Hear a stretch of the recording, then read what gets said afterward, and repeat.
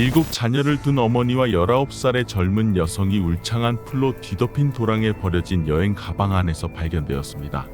이 두 사람은 공통점이 있었는데 위험한 놀이를 즐기는 취향을 가진 사람들을 찾기 위해 주로 데이트 사이트를 이용했습니다. 하지만 그들은 자신들이 한변태적인 경찰의 표적이 되었음을 전혀 알지 못했습니다. 그는 여성들을 몰래 관찰하는 것을 즐겼습니다. 호텔에서의 데이트는 빠르게 악몽으로 변했습니다. 친밀한 시간을 보낸 후 강렬한 자극을 요구하는 게임을 시도했기 때문입니다. 그러나 여행 가방 속 살인범에게 내려진 판결은 피해자 가족들의 분노를 샀습니다. 과연 이들에게 무슨 일이 일어났는지 지금부터 이 미스터리한 사건을 함께 알아보겠습니다. 이야기를 시작하기 전에 새 영상이 올라올 때마다 알림을 받으시려면 채널 구독도 잊지 마세요. 이 실화는 미국 위스콘신주 제네바 타운에서 발생한 사건입니다. 6월 5일 워러스 카운티에 있는 한 도로가에서 잔디를 깎던 남성이 도랑에 버려진 2개의 작은 여행 가방을 발견했습니다.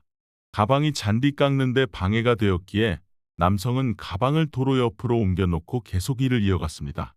같은 날 오후 3시경 지나가던 운전자가 도로 옆에 놓인 가방을 보고 누군가 잃어버린 물건이라 생각해 경찰에 신고했습니다. 그러나 현장에 도착한 지역 경찰이 가방을 열어보자 그 안에는 부패가 진행 중인 2구의 시신이 발견되었습니다. 즉시 사건 해결을 위한 수사팀이 구성되었으며 이 미스터리한 살인사건의 진상을 밝히기 위한 조사가 시작되었습니다. 현장을 조사한 경찰은 주변 지역에서 어떤 의심스러운 흔적도 발견하지 못했습니다. 또한 해당 기간 동안 실종 신고가 접수된 사례도 없었습니다.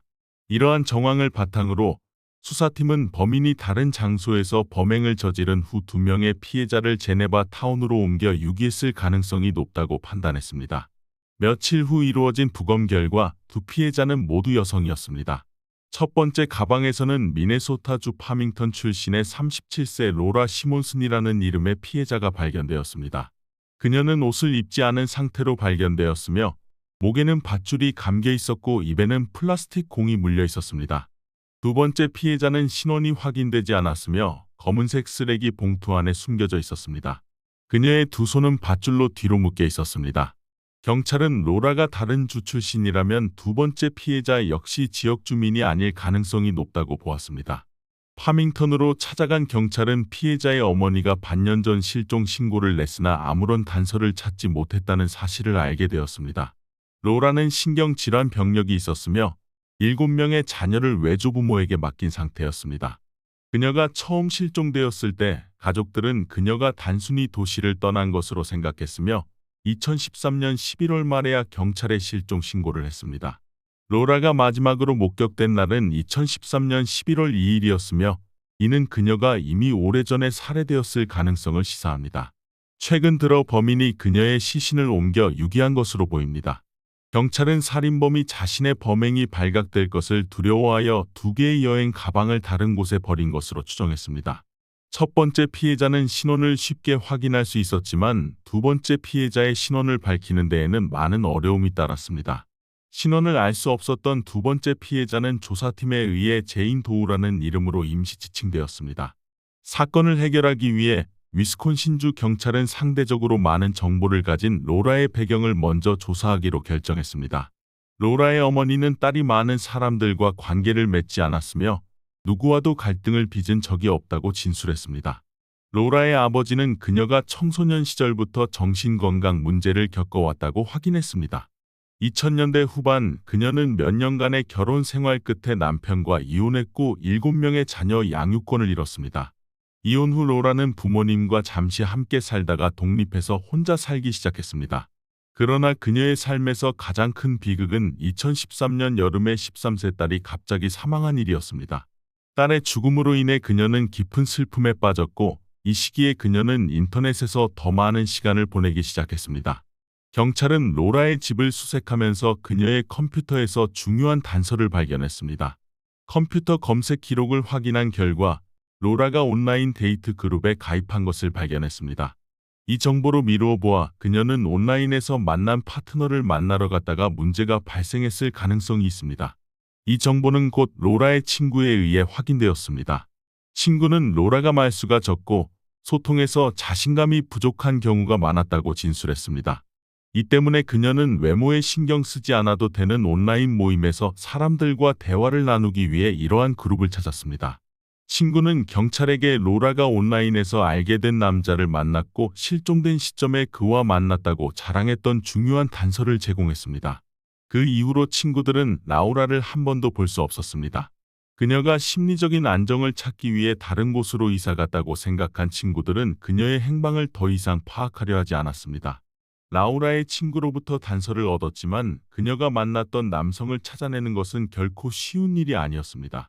피해자의 컴퓨터를 조사하던 중 경찰은 그녀가 미스터 앤드 커프스 랜캅스라는 이름의 사용자와 채팅을 했다는 것을 발견했습니다. 그러나 이는 채팅방에서 사용되는 가명에 불과했기 때문에 추가적인 단서는 얻을 수 없었습니다. 라우라가 실종된 지 이미 반년 이상 지난 시점에서 사건이 조사되었기 때문에 그녀의 이동 경로를 추적하는 것은 매우 어려운 일이었습니다. 사건이 막다른 길로 접어들 것 같았지만 피해자의 또 다른 친구가 경찰에게 유용한 정보를 제공했습니다. 2013년 11월 초 라우라가 실종되었다고 추정되는 시점에 그녀는 한 친구에게 자신이 미네소타주 로체스터에 있는 호텔에 머물고 있다고 문자 메시지를 보냈습니다. 경찰은 이곳이 그 의문의 남성이 그녀와 만나기로 한 장소일 가능성이 있다고 판단하고 즉시 미네소타주로 향했습니다. 경찰과의 협조에서 호텔 직원은 3월 2일에 37세 여성이 한 남성과 함께 방을 예약했다고 확인했습니다. 하지만 체크아웃할 때는 남성 혼자만 절차를 진행했으며 여성은 보이지 않았습니다. 직원은 여성이 먼저 떠났을 것이라 생각했다로 상황을 묻지 않았습니다. 인근 상점의 CCTV를 확인한 결과 경찰은 라우라가 호텔로 들어가는 모습을 영상으로 확보했습니다. 그러나 CCTV에는 그녀가 나오는 모습은 기록되지 않았고 체크아웃 절차를 밟는 남성이 무거워 보이는 여행 가방을 들고 있는 모습만 포착되었습니다. CCTV에 나온 여행 가방과 사건 현장에서 발견된 가방을 비교한 결과 두 가방은 놀라울 정도로 유사했습니다. 이를 통해 라우라는 호텔 내에서 살해되었을 가능성이 높다는 결론에 도달했습니다. 하지만 왜 그 남성이 그녀의 시신을 반년 동안 보관하다가 이제서야 유기했는지에 대한 의문이 제기되었습니다. 범인이 네크로필리아 시체 성의 성향을 가진 사람인지 아니면 아직 밝혀지지 않은 또 다른 이유가 있는지 경찰은 판단하지 못했습니다. 그러나 모든 발견을 뒤엎는 충격적인 것은 범인의 정체였습니다. CCTV에 찍힌 남성을 본 몇몇 경찰은 그 모습이 매우 익숙하다는 것을 깨닫고 놀라움을 감추지 못했습니다. 확인 결과 그 남성은 위스콘신주 웨스트 앨리스의 경찰관 스티븐 젤리치 스티븐 젤렉으로 밝혀졌습니다. 동시에 조사팀은 치과 기록을 통해 두 번째 피해자의 신원을 확인했습니다. 두 번째 피해자는 제니 가메즈라는 이름의 19세 소녀로 오리건 주 코티지 그로브에서 양부모와 함께 살던 사람이었습니다. 제니는 2012년에 마지막으로 가족에게 목격되었습니다. 당시 그녀는 양부모에게 독립적으로 생활하겠다고 알렸기 때문에 실종 신고가 접수되지 않았습니다. 충격적인 것은 그녀 역시 소셜 네트워크 데이트 채팅방을 통해 범인을 만났다는 사실이었습니다. 그러나 라우라와 제니의 사망 시점은 완전히 달랐습니다. 법의학 조사 결과 제니는 라우라보다 약 1년 앞서 살해된 것으로 밝혀졌습니다. 제니는 2012년 8월에 스티븐을 만난 후 호텔 방에서 살해되었습니다. 이후 범인은 두 피해자의 시신을 오랜 시간 동안 보관한 뒤 2014년에 동일한 장소와 시점에 유기했습니다. 변태적인 경찰관의 범행 동기를 밝히기 위해 조사팀은 그의 과거 기록을 조사하기로 결정했습니다. 스티븐 젤리치는 낮에는 위스콘신주 경찰청에서 12년 경력을 가진 성실한 공무원이었습니다. 하지만 밤이 되면 그는 변태적인 성향을 가진 사냥꾼으로 변하며 기괴한 취향의 성행위를 즐겼습니다. 그가 표적으로 삼은 사람들은 주로 인터넷 모임이나 데이트 앱을 통해 만난 여성들이었습니다. 실제로 그는 근무 중에도 여러 차례 변태적인 행동으로 규정을 위반한 적이 있었습니다. 그는 근무 중 여성들을 몰래 관찰하는 것이 발각되었지만 상급자로부터 단순히 경고만 받았습니다. 그가 자주 드나들던 장소 중 하나는 도심의 스트립 클럽이었습니다. 그곳에서 몇몇 무용수들은 스티븐의 무례한 행동에 대해 경찰에 지속적으로 불만을 제기했습니다. 게다가 2001년 5월에는 이웃들이 한 여성이 속옷 차림으로 울며 도망가는 것을 목격해 경찰이 그의 집을 방문한 적도 있었습니다. 충분한 증거를 확보한 경찰은 스티븐을 체포하고 그의 집을 수색했습니다. 그의 집에서 여성들의 속옷, 지갑, 가방, 옷과 같은 여러 물건이 발견되었습니다. 부엌에서는 대형 냉동고가 발견되었는데 이 냉동고가 피해자들의 시신을 1년 이상 보관한 장소로 추정되었습니다. 그의 컴퓨터를 조사하던 중 수사팀은 스티븐 젤리치가 여전히 데이트 사이트를 사용해 여성을 만나고 있다는 사실을 발견했습니다. 이러한 여러 증거를 바탕으로 2014년 6월 27일 스티븐 젤리치는 공식적으로 체포되었습니다. 체포 후 그는 라우라와 제니를 데이트 사이트를 통해 알게 되었으며 두 사람 모두 자신이 의도적으로 살해한 것이 아니라고 주장했습니다. 스티븐은 두 여성이 강한 자극을 추구하는 게임을 하다가 사고로 목숨을 잃었다고 진술했습니다. 두 사람이 사망한 후 그는 어찌할 바를 몰라 시신을 여행 가방에 넣어 호텔에서 나와 자신의 집 냉동고에 숨겼다고 말했습니다. 2012년 8월 스티븐은 19세의 젊고 아름다운 제니 가메즈를 알게 되었습니다. 몇 번의 대화 끝에 스티븐은 제니를 케노샤 카운티의 한 호텔 방으로 유인했습니다. 그곳에서 두 사람은 몇 주간 친밀한 시간을 보내며 다양한 자극적인 게임을 시도했습니다. 하지만 어느 날 스티븐은 밧줄을 사용하는 게임 중 과도한 힘을 가하는 바람에 제니를 실수로 죽이고 말았습니다. 제니가 사망하자 스티븐은 크게 당황했으며 그녀의 시신을 호텔 방에 남겨두면 자신의 신원이 드러날 것을 두려워했습니다. 그는 즉시 제니의 시신을 여행 가방에 넣고 호텔을 떠나 위스콘신주 웨스트 앨리스에 있는 자신의 집으로 가져갔습니다. 스티븐은 냉동고에서 모든 음식을 꺼내고 제니의 시신을 그 안에 넣어 보관했습니다. 이렇게 그는 약 1년 동안 제니의 시신과 함께 생활했습니다. 2013년 11월 그의 새로운 목표물이 나타났습니다. 그 대상은 37세의 라우라 시몬슨이었습니다. 제니와 마찬가지로 라우라도 첫 만남에서 스티븐과의 자극적인 게임 중 목숨을 잃었습니다. 스티븐은 라우라의 시신도 여행 가방에 넣어 집으로 가져가 냉동고에 숨겼습니다. 스티븐은 두 여성의 시신과 오랜 시간 함께 살았지만 여름이 되자 날씨가 더워지며 작은 냉동고가 충분히 시신을 보관하지 못해 악취가 나기 시작했습니다. 이웃들이 냄새에 대해 불평하자 스티븐은 범행이 드러날 것을 우려해 두 시신을 유기하기로 결심했습니다. 그러나 이 행위가 결국 그를 빠르게 경찰의 포위망으로 몰아넣었습니다. 조사 과정에서 스티븐은 자신이 복종과 지배 관계에 관심이 있는 사람을 찾기 위해 데이트 사이트를 사용했다고 밝혔습니다. 그는 강한 자극을 추구하는 게임을 제안하며 이런 취향을 가진 여성들을 유혹해 만났습니다. 스티븐은 라우라와 제니를 고의로 살해한 것이 아니며 밧줄을 제대로 제어하지 못해 사고로 목숨을 잃었다고 주장했습니다. 하지만 그의 이러한 주장들은 경찰과 라우라의 가족에게 전혀 받아들여지지 않았습니다. 스티븐 젤리치는 라우라와 제니를 과실로 살해한 혐의와 시신 은닉 혐의로 기소되었습니다. 그는 처음에 이러한 혐의로 재판을 받았지만 이후 유죄를 인정하는 합의에 동의했습니다. 2016년 초 그는 제니 가메즈의 죽음에 대한 과실치사 혐의로 35년형을 선고받았습니다. 스티븐은 제니의 죽음이 안타까운 사고였으며 제니도 자신이 제안한 자극적인 게임에 동의했다고 주장했습니다. 그는 제니를 피해자로 만들고 보호하지 못한 것에 대해 후회한다고 말했지만 경찰은 이를 단순한 변명으로 간주했습니다.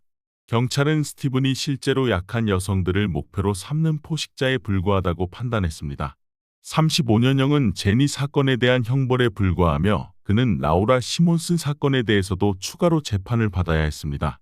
2017년 2월 스티븐 젤리치는 라우라 시몬슨 살해 사건으로 공식적으로 재판을 받았습니다. 그는 제니 사건과 마찬가지로 라우라의 죽음도 자신이 고의로 한 것이 아니라고 주장했습니다. 스티븐은 라우라가 자극적인 게임을 통해 심리적인 안정을 찾으려 했으며 그녀 스스로 이 게임에 동의했다고 말했습니다. 그러나 검찰은 스티븐이 라우라의 삶을 완전히 통제하고 있었다는 새로운 증거를 제시했습니다. 라우라는 딸의 죽음으로 큰 충격을 받았으며 같은 취향을 가진 낯선 사람들과 대화하는 것이 그녀의 기분을 풀어주는 데 도움이 된다고 느꼈습니다. 그녀는 자극적인 게임을 통해 정신 상태를 변화시킬 수 있다고 생각했습니다. 스티븐은 인터넷을 통해 라우라와 대화를 나누며 그녀의 상처를 극복하는 데 도움을 줄 수 있다고 제안했습니다.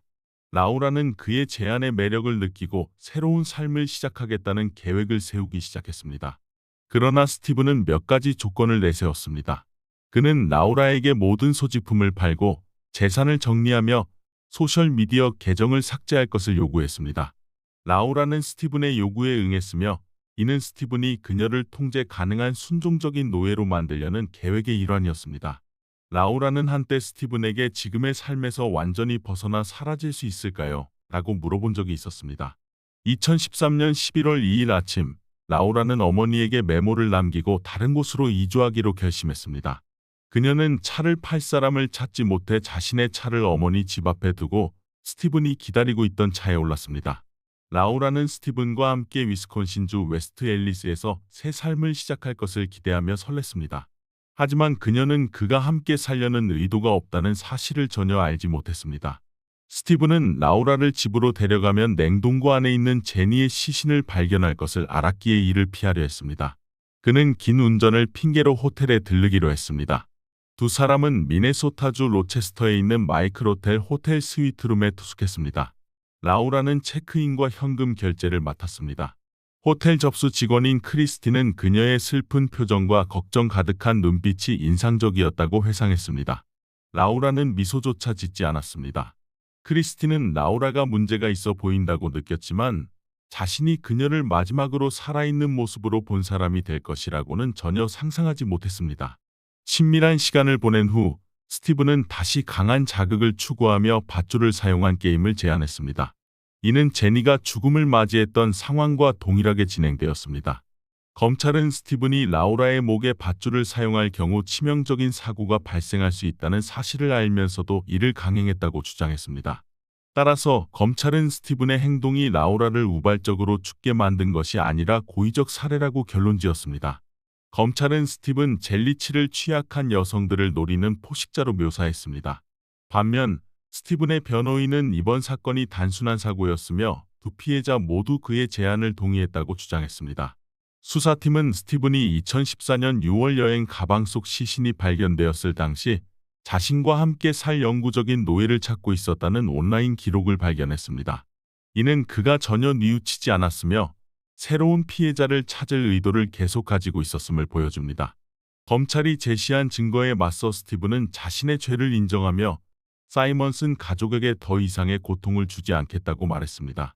재판 말미에 스티븐 젤리치는 2급 살인 혐의로 25년형을 선고받았으며 시신 은닉 혐의로 추가로 10년형이 선고되었습니다. 총 70년형이 내려졌으며 최소 58년 동안 가석방 자격이 박탈되었습니다. 재판부는 25년형이 라우라 사이먼슨을 되살릴 수는 없지만 스티븐이 감옥에 충분히 오래 머물러 더 이상 다른 여성을 해치지 않길 바란다고 말했습니다. 그러나 사이먼슨 가족의 일부는 스티븐이 최대 70년형에 그쳤다는 사실에 불만을 나타냈습니다. 라우라의 딸 사라는 18세로 스티븐 젤리치를 변태 괴물이라고 표현하며 어머니를 죽인 사람이라고 비난했습니다. 그녀는 그가 감옥에서 썩어갈 때 자신이 얼마나 많은 사람들에게 고통과 괴로움을 안겨주었는지 깨닫게 될 것이라고 말했습니다. 이번 사건은 데이트 사이트에서 남성을 찾다 비극을 맞이한 두 여성의 이야기를 끝으로 막을 내렸습니다. 여러분은 이 사건의 판결과 피해자들의 삶에 대해 어떻게 생각하시나요? 여러분의 의견, 감정, 그리고 생각을 댓글로 공유해 주시길 바랍니다. 여러분의 의견을 기다리고 있습니다. 이 영상은 여기서 마칩니다. 좋아요와 구독 버튼을 눌러주시면 더 많은 나은 콘텐츠를 제공하는 데 큰 도움이 됩니다. 시청해 주셔서 감사합니다. 다음 영상에서 다시 만나요.